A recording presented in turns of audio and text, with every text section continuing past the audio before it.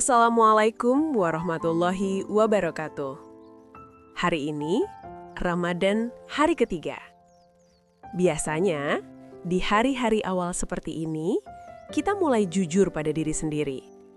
Puasa sudah jalan, sahur tidak terlewat, berbuka tepat waktu. Tapi ada satu hal yang masih terasa berat. Sholat.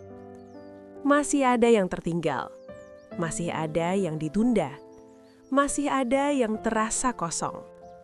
Dan diam-diam kita bertanya dalam hati, kalau sholatku masih bolong, apa puasaku masih ada artinya?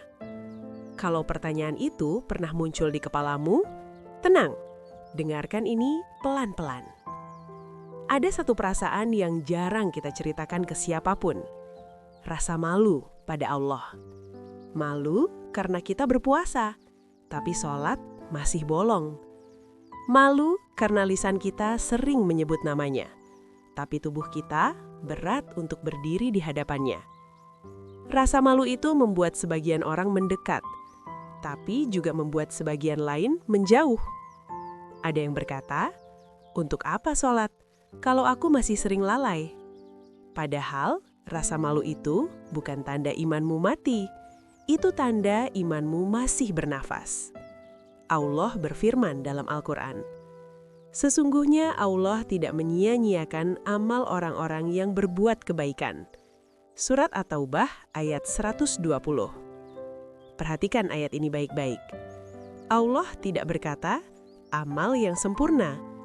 Allah berkata, amal kebaikan. Artinya apa? Satu sholat yang kamu perjuangkan di tengah malas dan lelah lebih bernilai daripada banyak sholat yang dilakukan tanpa rasa. Allah melihat usaha, bukan hanya hasil. Seringkali kita menganggap sholat sebagai beban. Kenapa harus 5 kali? Kenapa harus tepat waktu? Kenapa rasanya berat sekali? Padahal Rasulullah bersabda, sholat adalah tiang agama. Hadis riwayat Tirmizi. Tiang itu fungsinya bukan untuk memperindah. Tiang itu untuk menopang. Ketika hidup terasa goyah, yang sering pertama kali runtuh adalah sholat. Dan ketika sholat runtuh, hal lain ikut goyah. Bukan karena Allah marah, tapi karena kita melepas pegangan paling kuat. Ada satu kesalahan umum yang sering kita lakukan. Kita menunggu hati siap, baru mau sholat. Padahal hati itu sering tidak pernah merasa siap. Allah berfirman, dirikanlah sholat untuk mengingatku.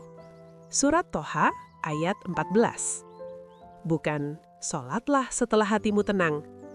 Justru sholatlah agar hatimu perlahan tenang. Khusyuk itu bukan syarat datang. Khusyuk itu buah dari kebiasaan.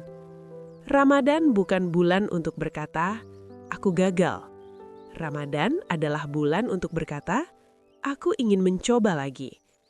Allah berfirman, dan dirikanlah sholat, tunaikanlah zakat, dan rukuklah beserta orang-orang yang ruku. Surat Al-Baqarah ayat 43. Perintah itu diulang-ulang, karena Allah tahu kita sering lupa. Dan Allah tidak bosan mengingatkan, meski kita sering lalai. Kalau hari ini kamu masih meninggalkan sholat, tolong dengarkan ini. Jangan menjauh dari Allah, karena justru sholat itulah jalan pulangnya.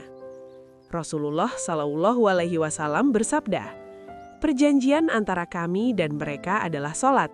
Barang siapa meninggalkannya, maka ia telah kafir. Hadis riwayat Tirmizi. Ini bukan untuk menakut-nakuti, tapi untuk menunjukkan betapa pentingnya sholat.